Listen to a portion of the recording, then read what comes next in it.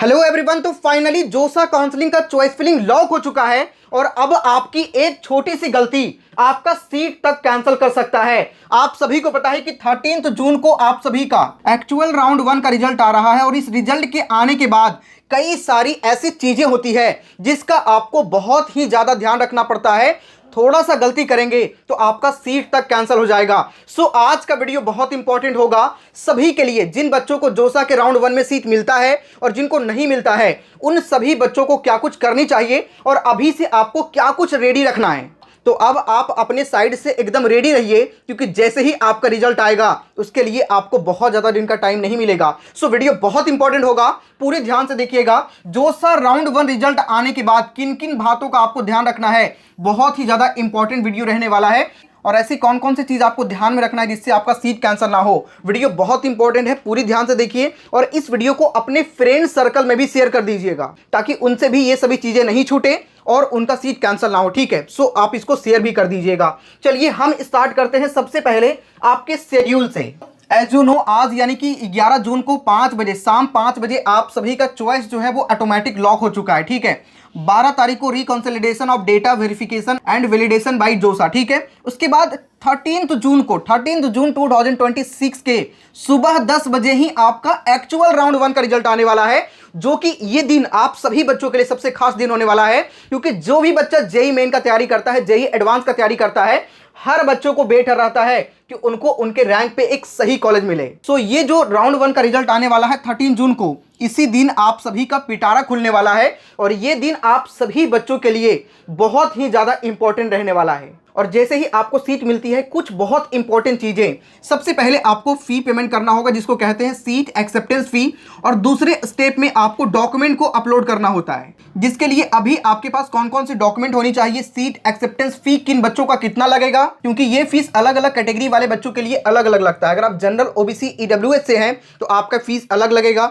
SC, ST, PWD से हैं तो वो फीस आपका कम रहने वाला है। कितना रहेगा वो हमें आगे बात करेंगे। और उसके बाद जिनको सीट मिलता है उनके लिए और जिनको सीट नहीं मिलता है, उन दोनों बच्चों को उस समय क्या कुछ डिसीजन लेना चाहिए। देखो, सीट मिलेगा तो आपके पास स्लाइड का ऑप्शन आएगा, फ्लोट का आएगा, फ्रीज का आएगा, एग्जिट का आएगा, विड्रॉ का आएगा। ये टोटल 5 ऑप्शंस आपको दिखेगा। और जिनको नहीं मिलता है उनको क्या कुछ करनी चाहिए, सारी बातें करेंगे।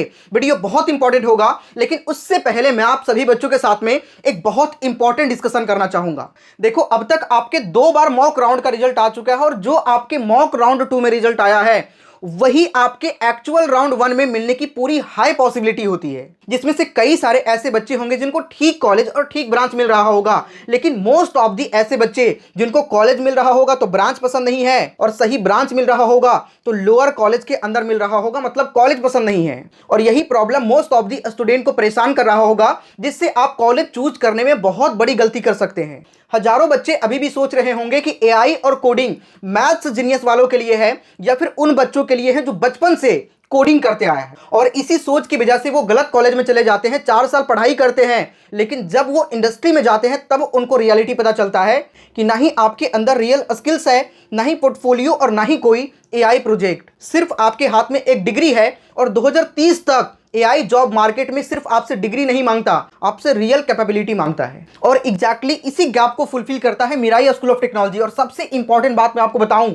यहां पे आने के लिए ऐसा जरूरी नहीं है कि आपका कोई कोडिंग बैकग्राउंड हो, बल्कि हर एक चीज एकदम यहां पे आपको जीरो से सिखाया जाता है।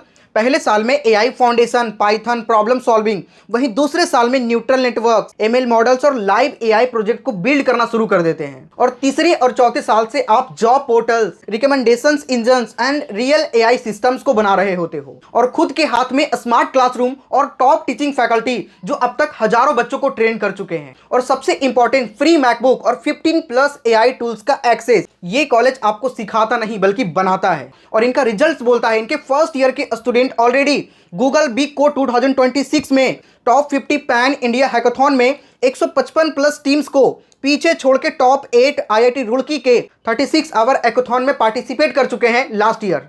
और ऐसा इसलिए हो पा रहा है क्योंकि मिराई बहुत ही केयरफुली अपने स्टूडेंट को चूज करता है। सिर्फ 12% एप्लीकेंट ही यहां से सेलेक्ट होते हैं। पिछले साल ये 15% था, लेकिन इस बार तो और भी टाइट हो चुका है। तो जोसा में कोई अच्छा सीट मिल रहा है तो अच्छी बात है, और नहीं मिल रहा है तो ये आपके पास एक बेटर प्लान हो सकता है। एडमिशन के लिए देना होता है आपको टेस्ट, जिसके अप्लाई करने की लास्ट डेट जो है 14 जून है, ठीक है। सो अगर आप अभी इस वीडियो को देख रहे हैं तो अभी ही अप्लाई कर लीजिए। 14 जून को इसके एप्लीकेशन फॉर्म क्लोज हो रहे हैं और आपका एग्जामिनेशन जो आपका टेस्ट होगा वो 15 जून को कंडक्ट हो रहा है। और अभी अप्लाई करने वाले बच्चों को उनके एप्लीकेशन फॉर्म पर मैक्सिमम लेवल का डिस्काउंट भी मिल सकता है। डिस्प्ले पर आपको एक कूपन कोड दिख रहा है V2300। इस कूपन कोड का आपको यूज करना है। जब आप फॉर्म को फिल करेंगे तो वहां पे कूपन कोड अप्लाई करने का एक ऑप्शन आएगा, ठीक है। जैसे ही आप यूज करेंगे आपके फॉर्म के फीस पर आपको मैक्सिमम लेवल का डिस्काउंट मिल जाएगा। तो अप्लाई करने का लिंक आपको डिस्क्रिप्शन कमेंट के सबसे टॉप पे मिलेगा। सभी लोग जाकर के अभी अप्लाई कर लीजिए, जिसके लिए आपको MAINS मेंस एग्जाम देना होता है। नाउ मूविंग फॉरवर्ड, अब हम लोग वापस टॉपिक पे आते हैं, ठीक है।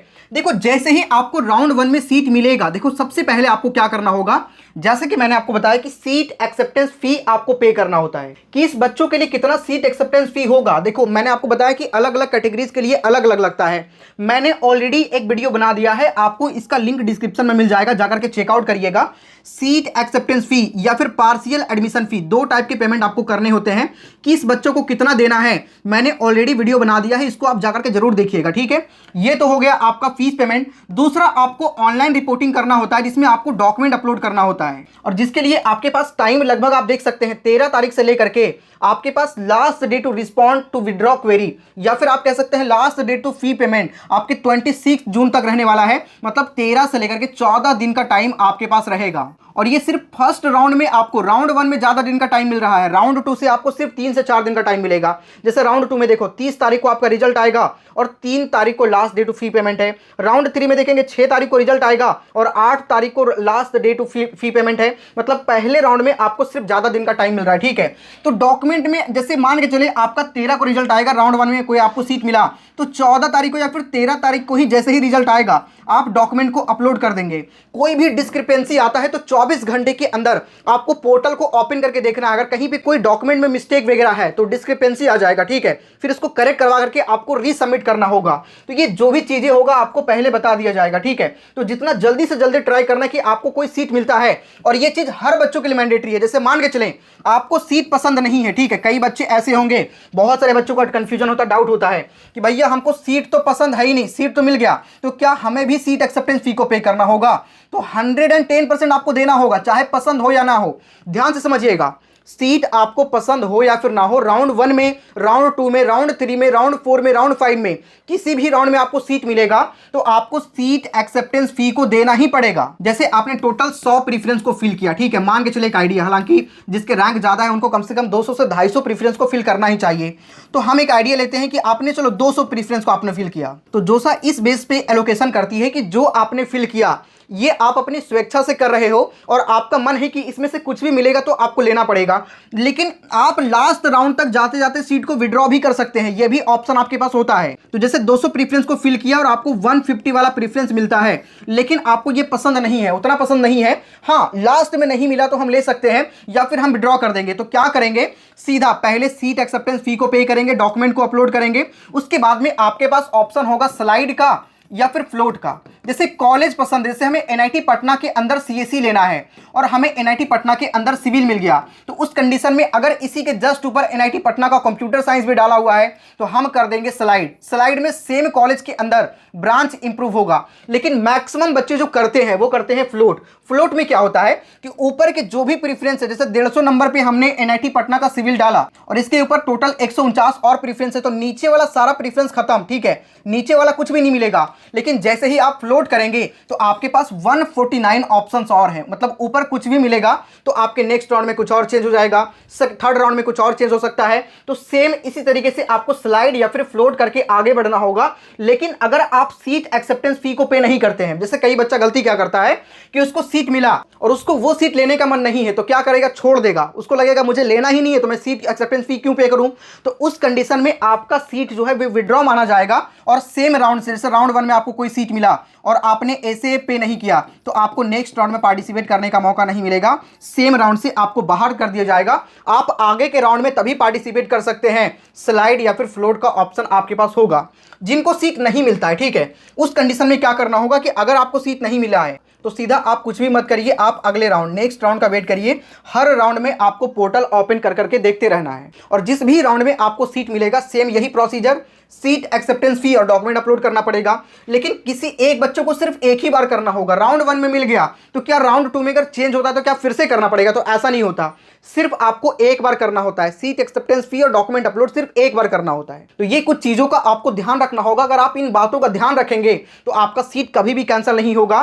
कई बार हमारे पास बच्चे आते हैं बाद में कि भैया हमारा सीट कैंसिल हो गया, हमें सीट मिला था लेकिन हमने एसेएफ नहीं डाला, और अच्छे परसेंटाइल होते हैं 98 पॉइंट समथिंग 99 के अप्रॉक्स में परसेंटाइल होने के बाद भी बच्चे इस तरह की गलती करते हैं। तो इसीलिए मैं आप सभी बच्चों से कहना चाहूंगा कि आप ये छोटी छोटी गलती मत करिए। अगर छोटी छोटी गलती आप कर देंगे तो आपका पूरा सीट तक कैंसिल हो जाएगा, बाद में आपको काफी ज्यादा रिग्रेट फील होगा। तो ये सारी बातों का आपको ध्यान रखना है। जिनको आईआईटी अलॉट होता है, ठीक है, मतलब जो बच्चा एडवांस दिया और एडवांस के बेस पे आईआईटी अलॉट होता है और आपको आईआईटी में बहुत लोअर ब्रांच मिल रहा है, बच्चों को लेने का मन नहीं है, तो लास्ट डे टू विड्रॉ आप देख सकते हैं टोटल 5 ही राउंड हो रहा है। तो लास्ट राउंड विड्रॉ करने का 4th राउंड रहेगा आपका इस बार, क्योंकि आईआईटी अगर आपको लास्ट राउंड में मिलता है मतलब 5th राउंड में मिलता है तो वो सीट आपको लेना ही पड़ेगा। आप किसी भी कीमत पर उसको विड्रॉ नहीं कर सकते या फिर एग्जिट नहीं कर सकते। लेकिन जिस बच्चे को एनआईटी, ट्रिपल आईटी और जीएफटीआई मिलता है वो लास्ट राउंड तक भी विड्रॉ कर सकते हैं अपने सीट को और वो सीसाब के अंदर पार्टिसिपेट कर सकते हैं। तो सीट को रख करके भी पार्टिसिपेट कर सकते हैं और सीट को विड्रॉ करके भी आप डायरेक्टली सीसाब के अंदर पार्टिसिपेट कर सकते हैं। ये आपका मर्जी है, आप क्या करना चाहते हैं। लेकिन आपके पास लास्ट राउंड मतलब 5th राउंड तक भी सीट को विड्रॉ करने का ऑप्शन आपके पास होगा अगर आपको एनआईटी, ट्रिपल आईटी और जीएफटीआई मिलता है। तो क्यों हो रहा है? क्योंकि सीसाब काउंसलिंग एक बार फिर से हो रहा है और सीसाब आईआईटी के लिए नहीं होता।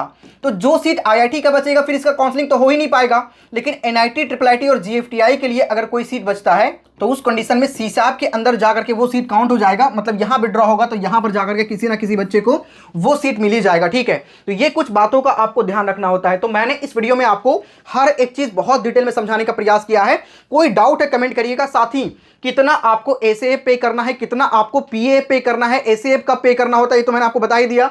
पीएफ का पे करना होगा, डॉक्यूमेंट क्या क्या अपलोड करना होगा, तो दोनों ही लिंक मैंने डिस्क्रिप्शन में डाल दिया है। तो डॉक्यूमेंट वाला भी वीडियो देख सकते हैं, साथ ही फीस वाला एसेएफ एंड पीएफ वाला भी वीडियो देख सकते हैं। दोनों का लिंक डिस्क्रिप्शन में है, साथ ही एंड स्क्रीन पर भी आपको दिखेगा। यहाँ पे उस पर क्लिक करके आप जिस भी वीडियो को देखना चाहते हैं देख सकते हैं, ठीक है। साथ ही जो मैंने मिराई स्कूल ऑफ टेक्नोलॉजी के मेंस एग्जाम के बारे में आपको बताया है, जिसके अप्लाई करने की लास्ट डेट बहुत नजदीक है, बिल्कुल भी लेट मत करिए, जाकर के जल्दी से अप्लाई कर लीजिए। आपके पास एक बहुत ही ग्रेट अपॉर्चुनिटी है। ये कूपन कोड यूज कर लीजिएगा जिससे आपके फॉर्म के फीस पर मैक्सिमम लेवल का डिस्काउंट मिल जाएगा। सो जल्दी से जाओ और जाकर के अप्लाई कर दो। मिलते हैं किसी नेक्स्ट वीडियो में, तब तक के लिए जय हिंद।